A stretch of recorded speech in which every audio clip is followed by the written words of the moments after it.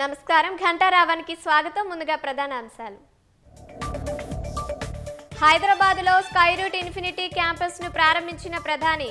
తొలి private commercial rocket Vikram 1ను ఆవిష్కరించిన మోదీ. పంచాయతీ ఎన్నికలకు కొనసాగుతున్న నామినేషన్ల స్వీకరణ ప్రక్రియ సజావుగా జరిగేలా చర్యలు చేపడుతున్నామన్న అధికారులు.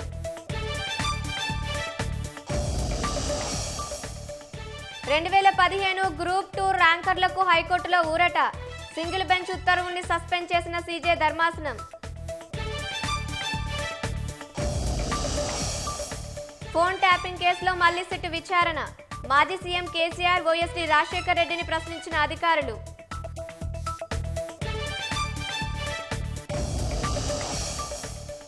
ఐబొమ్మ రవిని కస్టడీలోకి తీసుకున్న సైబర్ క్రైమ్ పోలీసులు.